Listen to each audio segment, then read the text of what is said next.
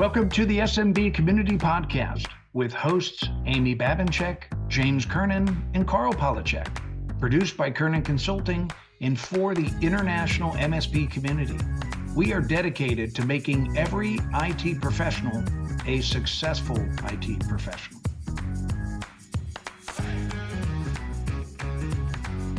Hey there, this is James Kernan with Kernan Consulting, and I'm here to talk a little bit about the Mastermind peer groups.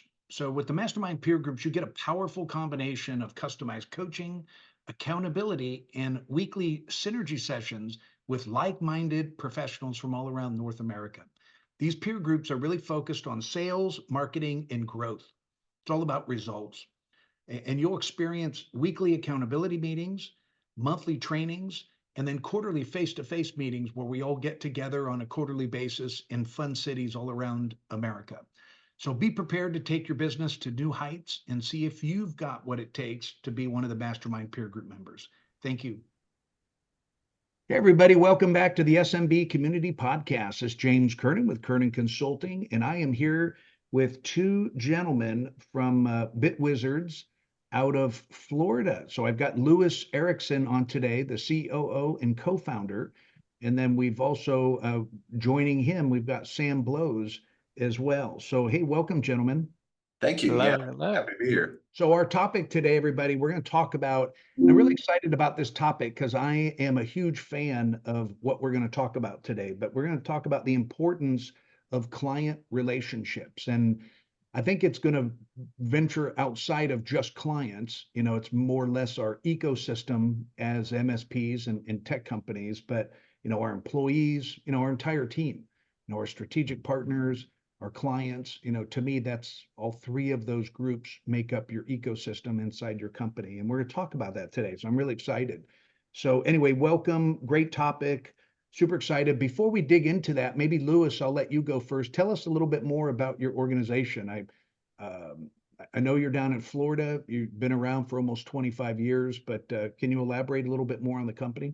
Yeah, absolutely. Thank you. Yeah, we were established February of 2000, actually in Austin, Texas, as a custom software development firm. We didn't actually get involved in managed services until 2012. So for the first 12 years, we were a custom software firm. We branched off into some digital marketing and the managed services part of the business and started growing those. The custom software firm, we always established it in order to spawn our own products, which we did. We have a product called TalkingParents, and it's doing so well. We actually stopped doing custom software. We stopped doing digital marketing.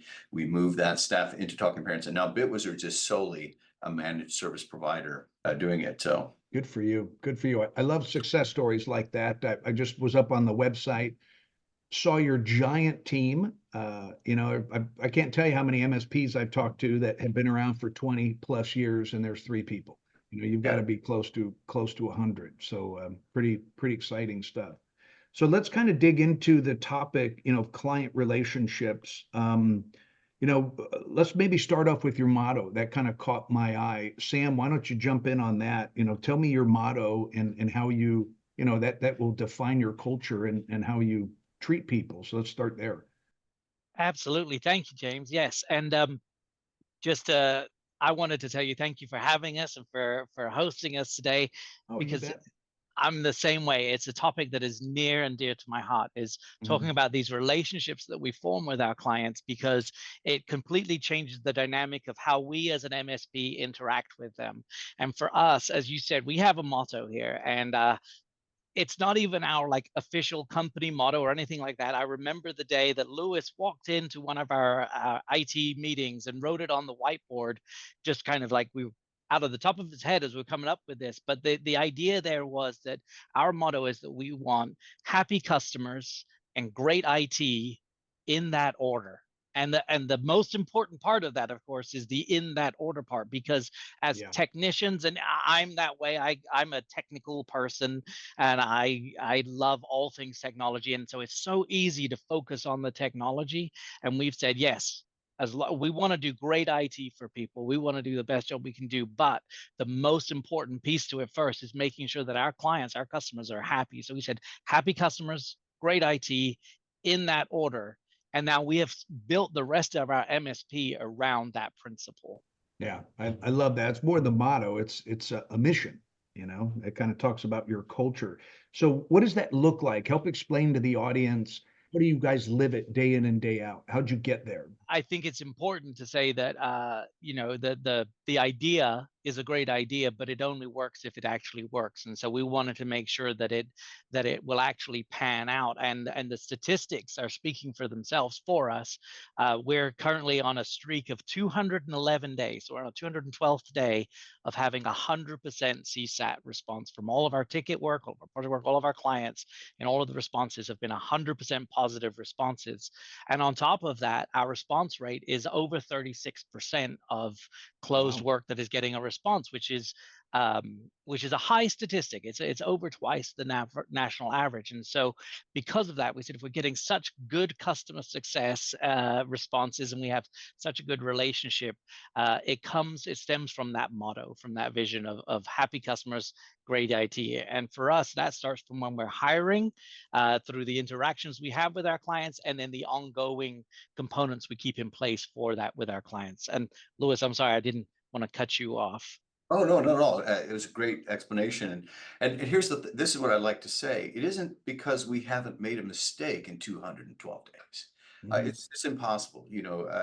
Things happen. Good, smart people, they make mistakes. The reason we have such the positive response is that building the connection, that relationship with the person. So, if as an analogy, if you were to go to a restaurant and you got horrible service and the food was late and was cold and stuff, you might give a negative review. But if you're going, the waitress, the waiter is giving you positive feedback, it is treating you like a human being, you're going to be much more forgiving of those mistakes by having that human touch. And that's the heart of the motto. We live it on a regular basis. We don't measure ticket score closings. What you measure is what does. So that CSAT rating is what we're looking at for our staff. That's what they're focusing on. We have a weekly meeting where I tend to talk at the higher level about this type of thing, talking about how to build those connections, about sincerity. I said, listen, I'm wanting you to connect with our clients. I'm wanting you to ask, what else could you do for them? Could you take a little extra time and maybe train them? Could you ask them if they have other problems? And then reach deeper, spend more time with them. Respect uh, respect the issues that they have. They are experts in what they do. Yeah.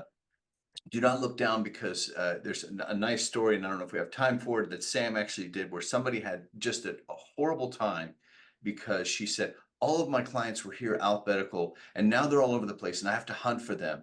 And she asked for Sam's help. She didn't understand. She was looking at files in File Explorer and simply had misclicked on the sort order and didn't understand that that was a thing. And so Sam corrected it for her. Now, other people might have sniggered behind their back about the silliness of that and whatnot, but this was a paralegal and none of us could write the legal document, right? We are blessed that they do what they do and they give us an opportunity to do what we love to do, to fix these IT problems, to help them. And by treating them with respect, by appreciating the skills that they bring to our society, allowing us to bring our skills and make a living with the things that we enjoy is a blessing. And so we constantly reinforce that with our team, to respect our clients, to treat them as human beings. And again, I don't even tell them to follow a script. So we have introverts, we have others. I'm not going to try to force somebody to ask about the person's day if it's not natural to them, because people can detect insincerity. I said, Right. it's almost brainwash yourself. Just be kind, be polite, and be yourself. And it's been effective. Like Sam says, 211 days, not a single negative review, not even a neutral review. That's amazing. Gang, we're going to park here for just a minute because this is just super interesting to me. So I've got to dig into this a little bit more. So first of all, perfect score, 100%. You know, that almost is unattainable for most people listening. But Louis, you said something super important. You said that's impossible to not make mistakes during the past 211, 12 days. I completely agree. And it goes back to kind of customer service 101. You could have 10 orders go out the door and they're all perfect. and the customer sat score will come back and it'll be 4.5 stars out of 5. Okay. They expect an A effort. You got an A effort. But if 9 out of 10 orders go out the door and the 10th order was a screw up, but then the customer called you, you jumped on it, you cared, you responded, you fixed it right away, they're going to rate you 5 stars Exactly. because they encountered an issue and you guys tackled it with a smile on your face and took care of it right away. And it sounds like that's exactly how you train your team. And we put emphasis and focus on getting them the opportunity to vent, to be able to get back to us. And I may be stealing some of Sam's thunder, but we have a client success manager. We have a full-time position whose only job is to advocate for the client. We introduce her at the onboarding and make her available. She helps schedule our periodic business review. We want to make sure that that relationship is known and that she is known, so that if they ever are unhappy, they have a direct person to contact who will then get right on it. Because, if they go back to the technician may not get back to them right away. And so you got to relieve the pressure. Like you said, you screwed up the order. Now it's time to make it right. They're frustrated. It's taking longer. So you need to give them an avenue to vent. You need to be able to fix it, and you need to be able to do it quickly. Interesting. So having processes and systems around that is very important. Real quick, so that one person is the one who's responsible and dedicated for that customer experience, right? Did I hear that right? That's correct. Yes. Okay, that makes a Yes. lot of sense. It makes training a lot easier. Well, I was going to say about her. So LXS is our client success manager, and she is not an account manager. She is the client success manager. So she has all of the accounts. So there's no incentive for her to focus on one client over another. She's not, but she has no commissions either. Her only purpose, her motivation is to keep our clients happy. We're Bit Wizards is our name. And so we tell all our clients, if you're ever not feeling the magic, call LXS. Here's her cell number. Here's her direct line. Give her a call, because we all know that in life there are situations and instances where everything's automated and 99 times out of 100 everything works okay. But every now and then you have a situation where the system just isn't working and you need to talk to a human who can understand what's happening. Our client success person is that. And so the other thing that LXS does as part of her job is anytime we get a ticket where one of our clients is onboarding a new hire, LXS personally follows up on those a week later to welcome the new hire to the client company that we serve, and to let them know, of course, the process is putting in a ticket, but letting them know from day one, we are here to see them succeed. That's awesome. I love something else really important. I'm just going to highlight because I heard this and I want to make sure everybody understands this that's listening. When I asked these gentlemen to kind of explain a little bit more, about how they did it, very quickly I heard key words that I could tell that they were very grateful for the opportunity. It's the attitude and the mindset, the approach. They were empathetic. They responded. They were treating the customer like a king and a queen. It's the approach to things. It's not a nuisance. They're not a problem, and people, pick up on those things. And I can tell through your training, and it starts with the leadership team all the way down, that you guys have a culture of gratitude. And I think that's a really important part. That's part of your magic, right?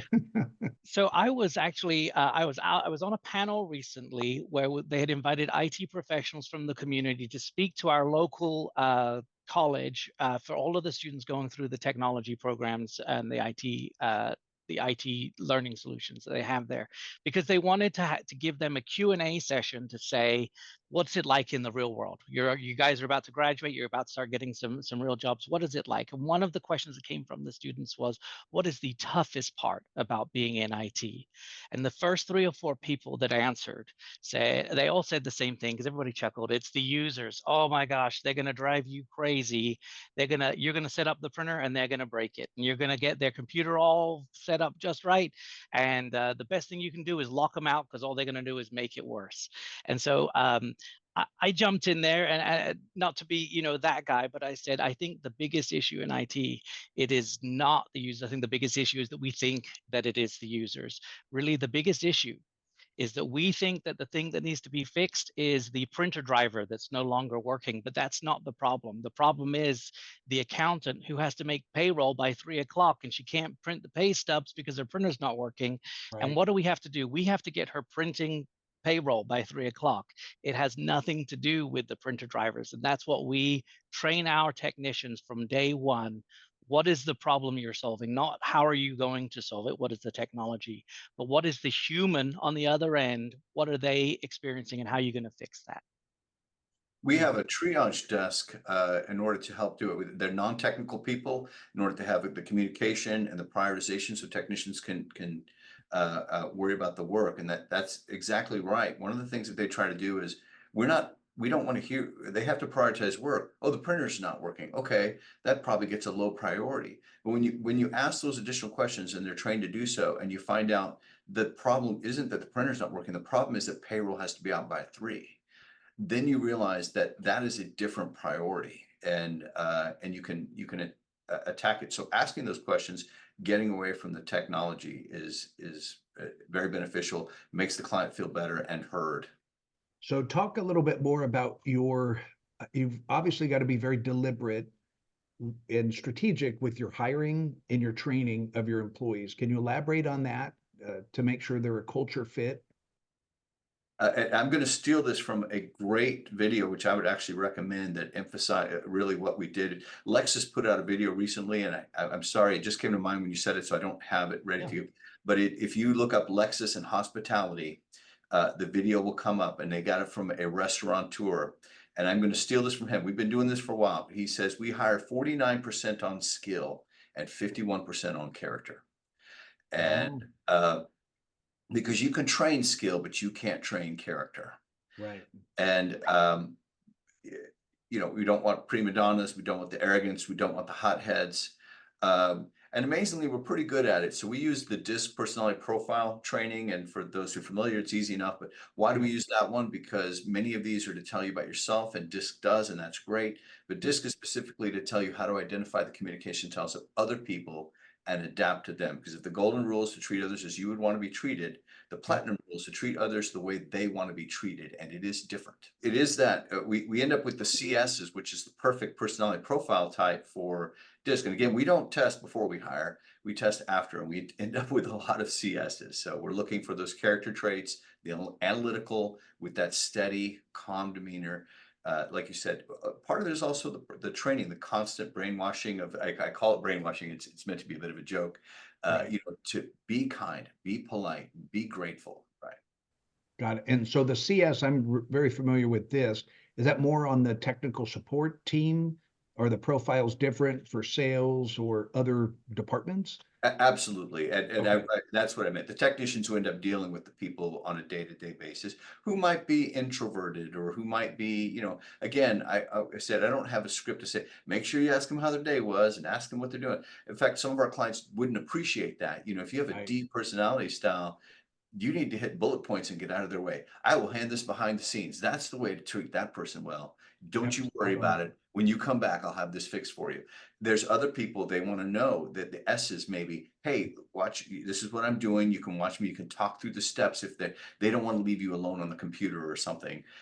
So understanding the different, which is part of the training, to understand how to detect the personality styles of others. In that video, they talk about collecting dots in order to connect dots, and we do the exact same thing. So in our PSA, we're taking notes, not just about the technical problems, but about the people that we're working with. This person needs some security. This person does not want to be bothered, right? So we'll take those notes so that we have those notes when the person gets on the phone to understand how to treat them the way they want to be treated. Yeah, and that's important. It sounds like you put people, your entire team, through that training after you bring them on, onboarding and then ongoing skills development training. I think that's important too.